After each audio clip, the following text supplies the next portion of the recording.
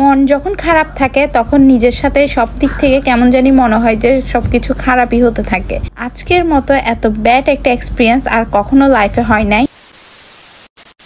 আসসালামু আলাইকুম, সবাই কেমন আছেন? এই বৃষ্টির দিনে সবার দিন কেমন কাটতেছে? আমাদের তো বাসায় মোটেও ভালো লাগতেছে না। ওয়েট করতেছিলাম কখন বৃষ্টি থামবে আর কখন বাইরে একটু ঘোরাঘুরি করতে পারবো, কিন্তু বৃষ্টি থামার তো নামই নিচ্ছে না। তো ঘরে আর মন বসতেছে না, এজন্য ওয়াদি বেবিও কিন্তু অস্থির হয়ে গেল বাইরে যাওয়ার জন্য। ও অলরেডি একটু অসুস্থ, ঠান্ডা লাগছে। বাসায় মেজাজটা ওর আরো খিটখিটে হয়ে যাচ্ছে বাসায় থাকতে থাকতে, এজন্য ওকে একটু করানোর জন্য নিয়ে আসলাম এখানে।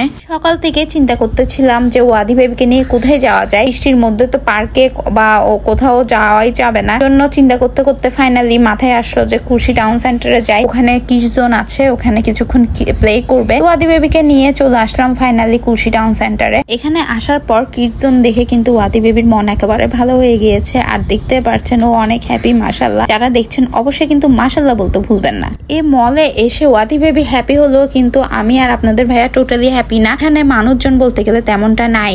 ফার্স্ট ফ্লোরে তাও কয়েকজন মানুষ ছিল, বাট একেবারে পুরা মার্কেটটাই মনে হচ্ছে মরা মরা। আসলে মল, পার্ক এগুলোতে কিন্তু মোটামুটি একটু মানুষ না থাকলে, জমজমাট না থাকলে ভালো লাগে না। তো ফাইনালি এরপর আর ভালো লাগতেছে না। উপরে থার্ড ফ্লোরে ভিআর চিটাগং ছিল, তো এখানে রেস্টুরেন্টে চলে আসলাম। এখানে আসার পরও দেখলাম যে খুবই বাজে অবস্থা, মানে ভালোই লাগতেছে না, কেমন জানি একেবারে রূপ নীরব সবকিছু। ঠিক ওয়াদি বেবি ভিআরে এসে কিন্তু ওদের প্লে জোনটা পেয়ে এখানে প্লে করতেছে। আর এখানে আসার আরেকটা রিজন ছিল, আমি ফেসবুকে দেখেছিলাম ওদের এখানে বেবিদের জন্য জাম্পলিং আছে। ওয়াদি বেবিও জাম্পলিং অনেক বেশি পছন্দ করে, তো ও এনজয় করার জন্য ওকে এখানে নিয়ে আসলাম। তো আসার পর দেখতে পেলাম এখানে তেমন কোনো টয়ই নাই, জাস্ট হচ্ছে যে সুইং আছে, স্লাইড আছে আর রকার আছে। মানে টোটালি এখানে যতগুলো টয় আছে সবগুলোই কিন্তু ওয়াদি বেবি থেকে বাসায় আছে। ওগুলো নিয়ে তেমনটা আর প্লে করতে করতে আর বোরিং, টোটালি আর প্লে করতেই চাচ্ছে না। তো এটা দেখে একেবারে মনটা খারাপ হয়ে গেল। ওয়াদি বেবি এনজয় করানোর জন্য ওকে এখানে আনা, আর এখানে এসে ও হচ্ছে তেমনটা এনজয় করতেছিল না। যাই হোক, এরপরে আর ভালো লাগলো না, ওইখান থেকে আমরা বেরিয়ে পড়লাম।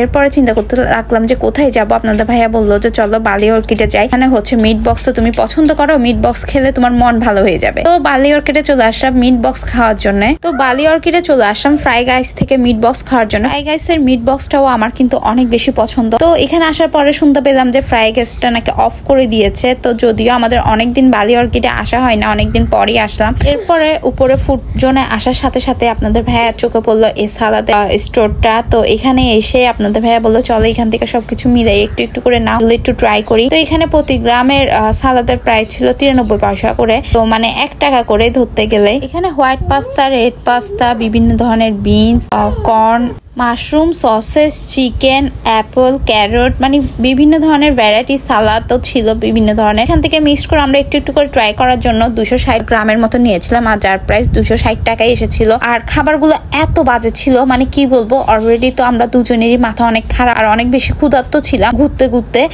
কুর্শি টাউন সেন্টারে তো একত মনটাই খারাপ হয়ে গেল, আর একত ওখানে আয়রনটা ছিল না, খুবই গরমের মধ্যে প্যারায় একেবারে ঘেমে দুজনই অস্থির হয়ে গেছি। আর বৃষ্টিতে ভিজে ভিজে এখানে আসলাম। এখানের খাবারগুলো খেয়েও মনটা একেবারে ভেঙে গেল। এরকম বাজে খাবার আমার মনে হচ্ছিল আমি আমার লাইফে খাই নাই। আর আপনাদের ভাইয়াকে আমি চিল্লাচিল্লি করতেছিলাম যে কেন ও এগুলা খাইতে চাইছিল। আর এই সবটার নাম ছিল সালাদ লাভার্স ফর মোসা। তো কেউ এখান থেকে ট্রাই করবেন না, আমাদের কিন্তু খুবই বাজে লেগেছিল। আমি হচ্ছে সবাইকে অবশ্যই নিষেধ করব এই সবটা থেকে ট্রাই না করার জন্য।